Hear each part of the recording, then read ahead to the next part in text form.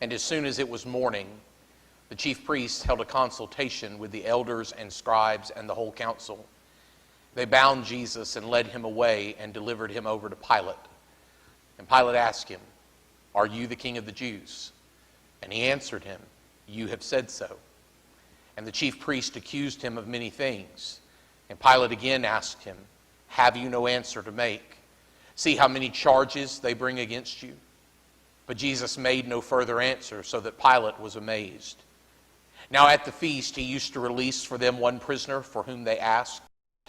And among the rebels in prison who had committed murder in the insurrection, there was a man called Barabbas. And the crowd came up and began to ask Pilate to do as he usually did for them. And he answered them, saying, "Do you want me to release for you the king of the Jews?" For he perceived that it was out of envy that the chief priests had delivered him up.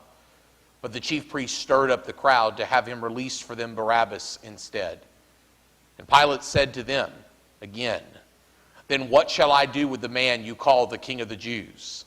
And they cried out again, "Crucify him." And Pilate said to them, "Why? What evil has he done?" But they shouted all the more, "Crucify him." So Pilate, wishing to satisfy the crowd, released for them Barabbas, and having scourged Jesus, he delivered him to be crucified. And the soldiers led him away inside the palace, that is, the governor's headquarters. And they called together the whole battalion. And they clothed him in a purple cloak, and twisting together a crown of thorns, they put it on him. And they began to salute him, "Hail, King of the Jews!" And they were striking his head with a reed, and spitting on him, and kneeling down in homage to him. And when they had mocked him, they stripped him of the purple cloak, and put his own clothes on him, and they led him out to crucify him. And they compelled a passerby, Simon of Cyrene, who was coming in from the country, the father of Alexander and Rufus, to carry his cross. And they brought him to the place called Golgotha, which means the place of a skull. And they offered him wine mixed with myrrh, but he did not take it. And they crucified him, and divided his garments among them, casting lots for them to decide what each should take. And it was the third hour when they crucified him. And the inscription of the charge against him read, "The King of the Jews." And with him they crucified two robbers, one on the right and one on his left. And those who passed by derided him, wagging their heads and saying, "Aha! You who would destroy the temple and rebuild it in 3 days, save yourself and come down from the cross." So also the chief priests with the scribes mocked him to one another, saying, "He saved others, he cannot save himself. Let the Christ, the King of Israel, come down now from the cross, that we may see and believe." Those who were crucified with him also reviled him. And when the 6th hour had come, there was darkness over the whole land until the 9th hour. And at the 9th hour, Jesus cried with a loud voice, "Eloi, Eloi, lema sabachthani," which means, my God, why have you forsaken me?" And some of the bystanders hearing it said, "Behold, he is calling Elijah."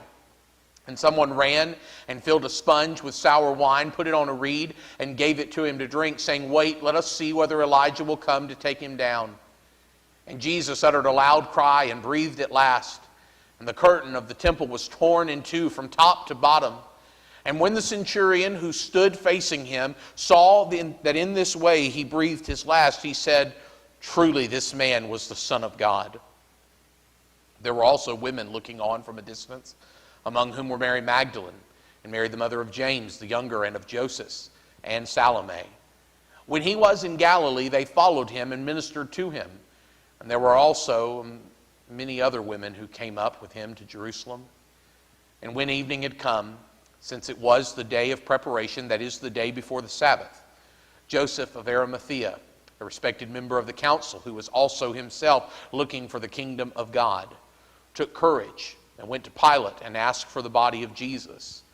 Pilate was surprised to hear that he should have already died. And summoning the centurion, he asked him whether he was already dead. And when he learned from the centurion that he was dead, he granted the corpse to Joseph. And Joseph bought a linen shroud, and taking him down, wrapped him in the linen shroud, and laid him in a tomb that had been cut out of the rock. And he rolled a stone against the entrance of the tomb. Mary Magdalene and Mary, the mother of Joseph, saw where he was laid. Father, the most precious truth stands before us, that upon the cross that day hung the Son of God. May we confess him by faith and give thanks for the salvation that he gives to us. We ask it in his name. Amen. You can be seated.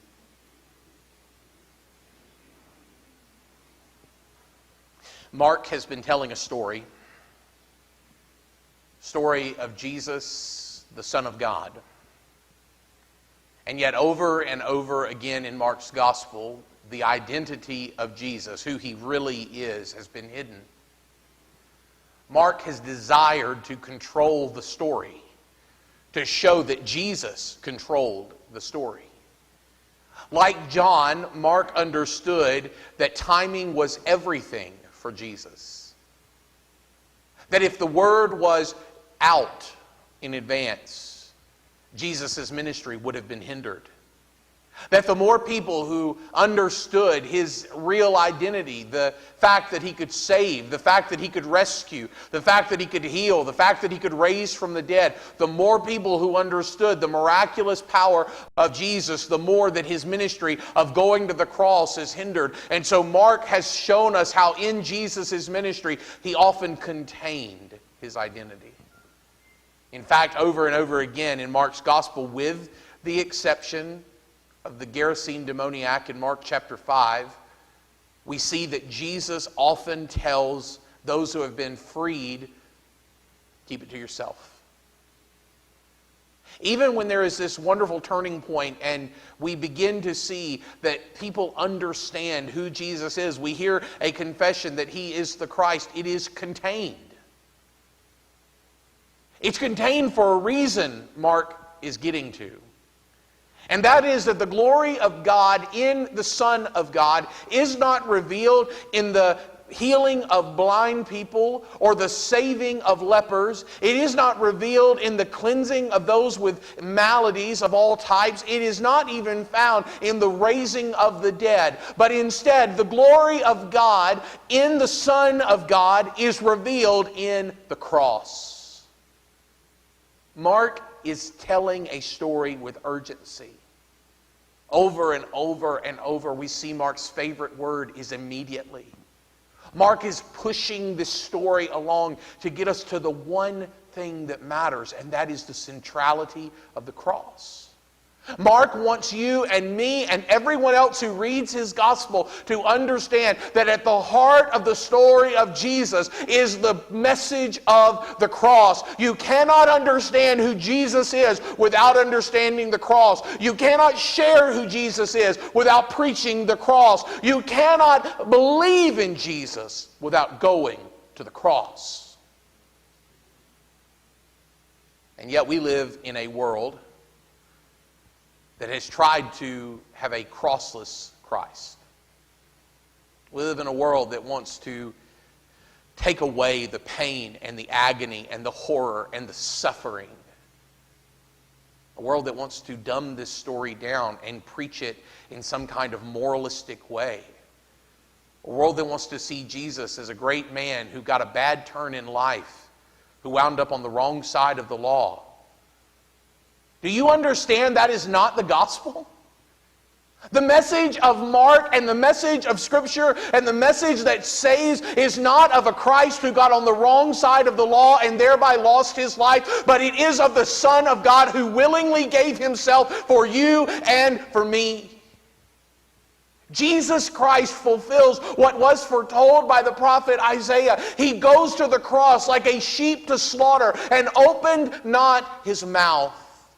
Time after time, in the story of the crucifixion, we see people challenging Jesus. All you got to do is say who you are. All you have to do is answer a simple question. All you have to do is stand up for yourself like you stood up for others. And the story could have a different ending. And yet that's not where we find Jesus.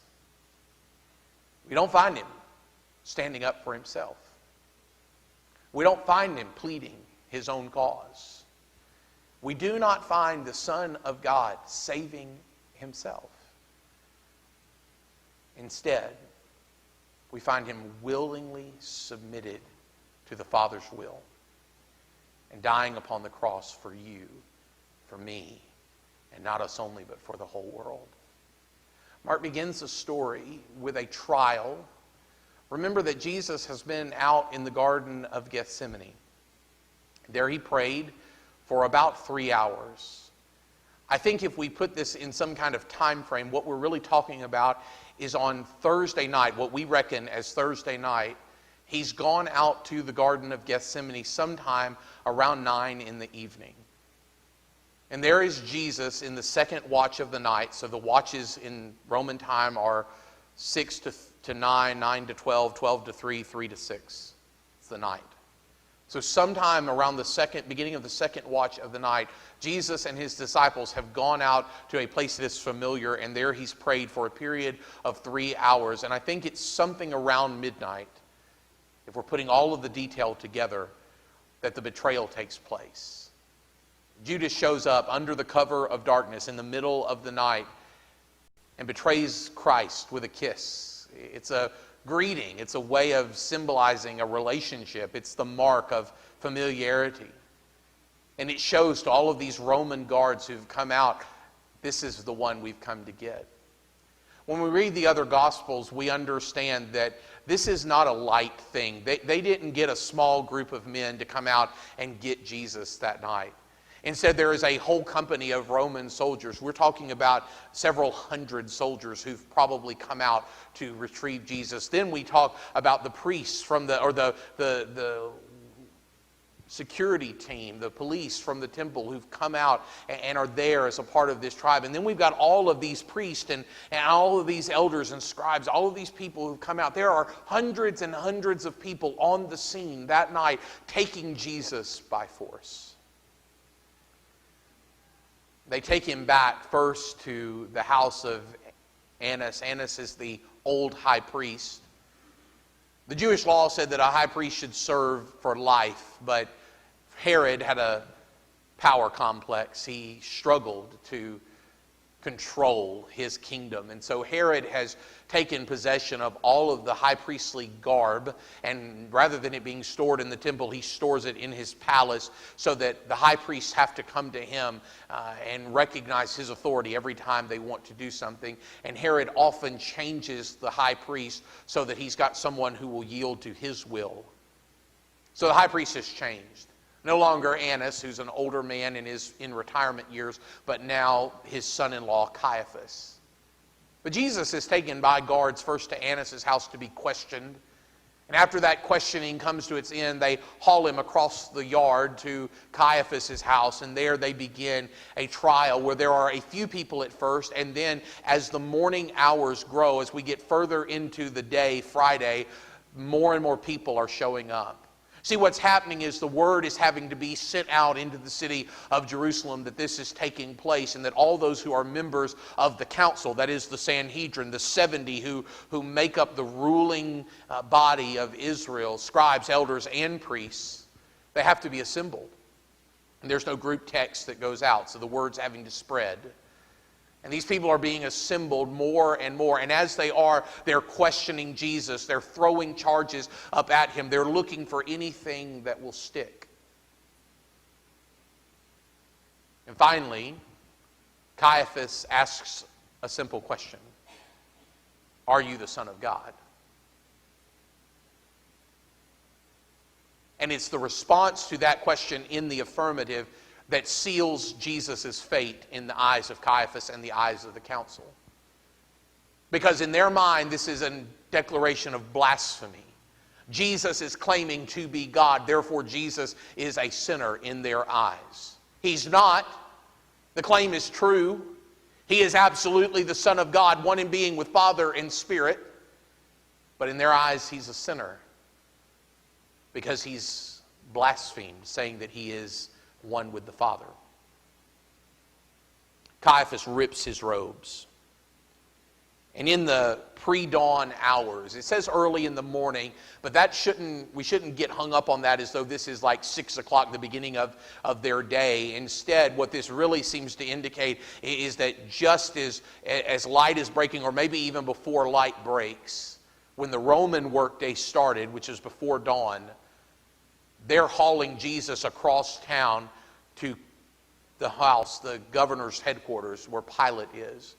Pilate didn't usually dwell in Jerusalem. It wasn't his practice. The governor didn't stay in the territory because his territory is much bigger than just Judea. He also is over Caesarea Philippi. That's where he normally would have stayed. But during festival times, when there were more people in Jerusalem, the governor would go to Jerusalem and be in the headquarters there just in case a riot should break out. Riots were common in the first century. There were a lot of people who wanted to overthrow the Romans. There were a lot of people who wanted to restore Israel. We're going to talk about that on Sunday morning, that there was an anticipation that what Jesus was going to do is actually make Israel great again. Yeah, I borrowed that from Trump. And that expectation was bashed and broken on the day that Jesus died in the place of sinners. They go to Pilate early, maybe we should say maybe 5 o'clock on Friday morning.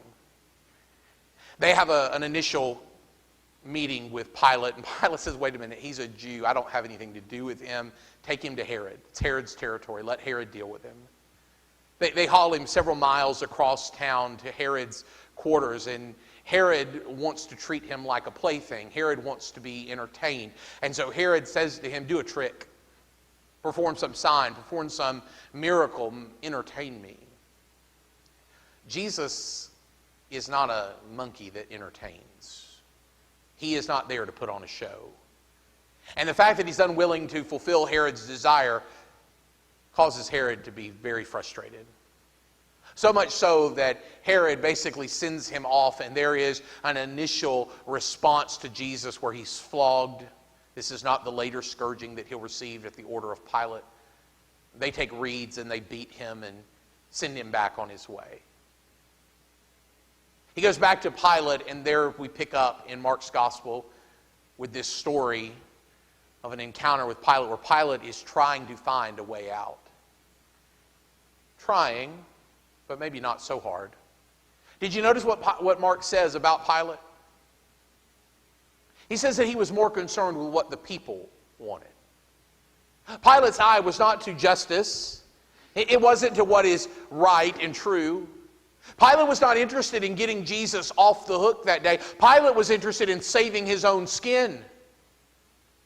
Don't ever wonder, is Pilate complicit in the death of Jesus? Absolutely he is. As are you and me.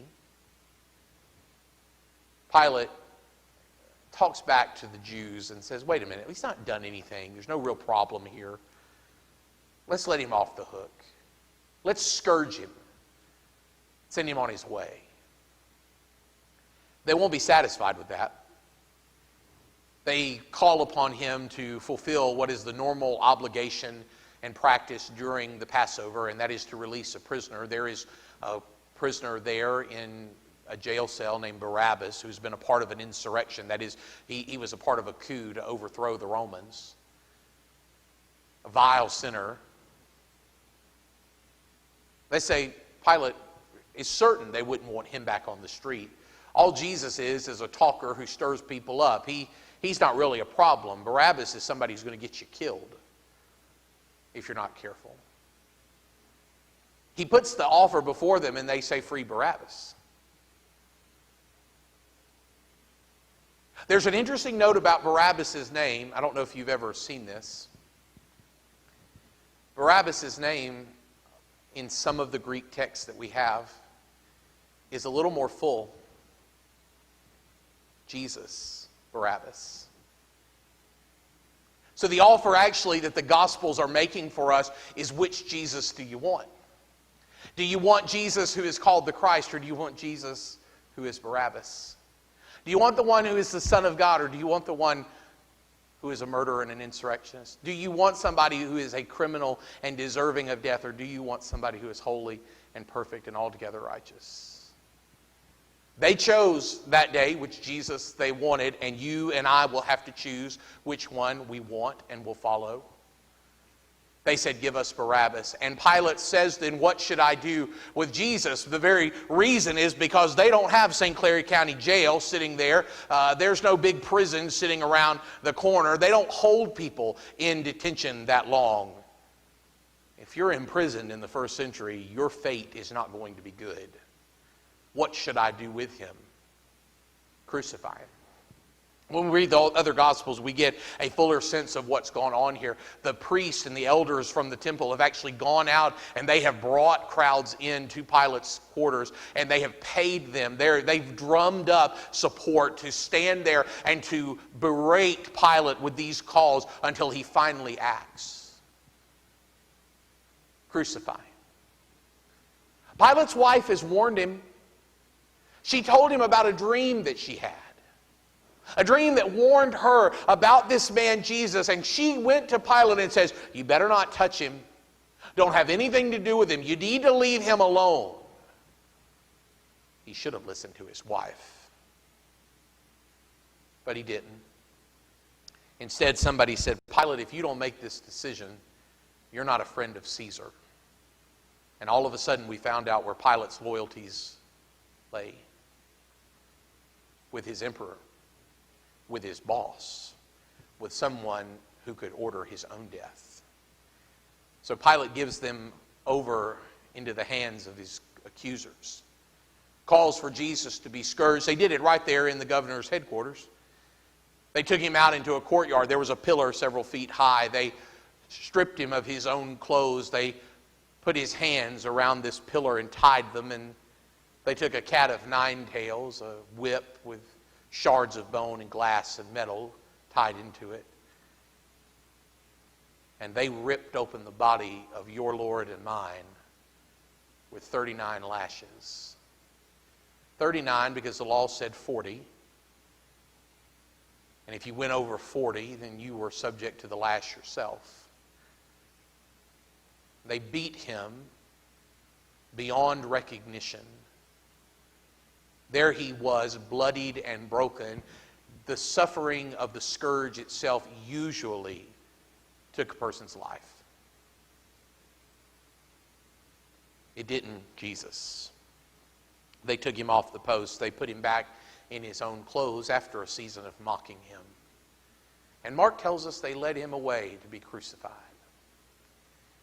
More than likely, they would have put upon Jesus the crossbeam of the cross. Several hundred pounds. A cross that had been used before, more than likely. We read the other Gospels and we get a sense that Jesus' suffering physically has taken a toll on him such that he is not able to carry the cross by himself. So someone is called into service, a man from Cyrene, an African. There's ethnic diversity in this story. Simon is called into service. He's probably there for the Passover celebration. He was coming in from the country, from maybe a temporary work assignment. Mark tells us he's the father of Alexander and Rufus, probably because they show back up in the epistles. This is a family that's brought into the family of faith. And Simon is called into service to carry the cross of Jesus. They march him out of the city. He is crucified outside of the gate at a place called Golgotha, or the skull. We know it as Calvary. That's the Latin term for Golgotha. There they crucified Jesus between two malefactors, two robbers, two criminals. They stretched out his hands upon the cross and drove nails through his wrists. They placed his feet on top of one another and drove a nail through them. They lifted him up to die with a sign above his head, reading his charge off for all who passed by. King of the Jews. Why did they crucify him? What mattered to Pilate? What mattered to the Romans who had the authority to put him to death? It was that he claimed to be king when there was already a king in Israel. And then we pick up in Mark's story the thing that I want you to see. As Jesus hung upon the cross 6 hours that day, they've got him on the cross and up by 9 o'clock in the morning, and he hangs there until around 3 in the afternoon. And as Jesus hangs upon the cross, they offer to him some wine mixed with myrrh. This is a painkiller, a sedative. It's something to take the edge off. And he refuses it. He wants to know the fullness of his suffering for you and for me. But there begin to be voices, a chorus that cries out around Jesus that day. There are crowds passing by. This is a public place. It's on a roadside where people are traveling, and there are those who are seeing this take place. After all, that's what the Romans want. Make a public spectacle of him to ensure that nobody else causes such trouble. And those who pass by are crying out, "Save yourself. You who said you would rebuild the temple in 3 days, save yourself. Draw on all your power, draw on all your strength, draw on all your ability, and save yourself." There were clergy people who were out there that day. Priests and scribes and elders, members of the Sanhedrin who had broken their own law by convening a council under the cover of night and adjudicated Jesus on false trumped-up charges. They were out there to ensure that justice was done. And they stood around and mocked him. They joined that unholy chorus. You said you could save others, save yourself.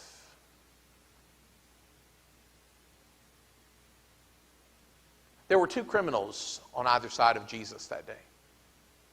It is in Luke's gospel that we find a story of redemption for one of them. One who at one point had been crying out words of rejection, finally was broken and cut to the core of his heart and turned in faith to Jesus, just like you'll have to do if you haven't already, and said, "Jesus, remember me when you come into your kingdom." But prior to that, the 2 of them, robbers, Mark says. That word robber is not really sufficient. These are first century terrorists. These are highwaymen. These are people who stand out on the roadside where people are traveling alone, and they hide and wait for people to come along, and then they jump out to take over and to steal from people. These are the kind of malefactors who were involved in the story of the man who was ministered to by the Good Samaritan. And there for a time they joined the chorus. Mark says that they reviled him also, but you read Matthew's gospel in the 27th chapter and the 44th verse, and you see that they were saying the same things. Save yourself. Crowds, save yourself. Clergy, save yourself. Criminals, save yourself. I wonder when you hear the story of the cross, how do you respond? Do you cry out with that unholy chorus, "He should have saved himself"? Do you think to yourself, "He got a rotten deal. He should have done something about that"? Do you think it would have been better for him to come down off the cross so that, like the priest said, we may see and believe? Or do you, in thinking about the story of Jesus' crucifixion, instead of thinking he should have saved himself, do you thank him for staying put and saving you?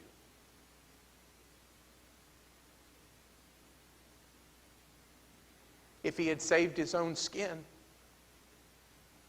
there'd have been nothing to believe in, nothing to hope in, nothing to build a life upon. If he had saved himself, there'd be no deliverance from addiction. If he'd saved himself, there'd be no freedom from doubt. Had he saved himself, there'd be no liberty from sins of the heart and mind and tongue. Had he saved himself, there'd be no breaking of the bonds of death. Everybody around Jesus that day said, "Save yourself. If you do, we'll believe." Except for one man, the centurion who was on duty that day, who stood beneath his cross and watched the way he died. And in the death of Christ was moved to a holy confession, one required of every one of us, should we enter into his kingdom. Truly, this man was the Son of God. We have talked for 6 weeks now about being formed by the cross. And it really all comes down to this. Do you think he should have saved himself? Or do you thank him for saving you? If it's the former, you haven't really understood the gospel. And you don't have a relationship with him. If it's the latter, well, there's a call on your life to surrender all and to follow. Easter's coming. There are going to be people here on Sunday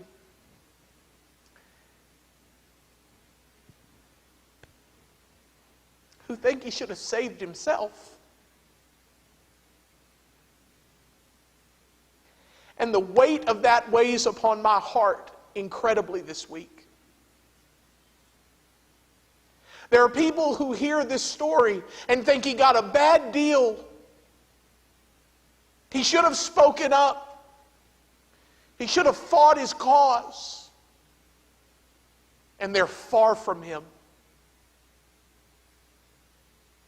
There are people like the disciples on the road to Emmaus that Easter Sunday who lost all sense of hope when he died upon the cross.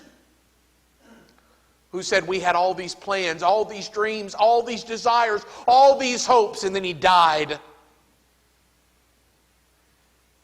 It is my deep, deep prayer that God impresses upon every one of us and every one of us who gathers this Lord's Day, that it is because he stayed upon the cross that we have hope. It's because he stayed on the cross we have life. It is because he stayed upon the cross we do not have to die,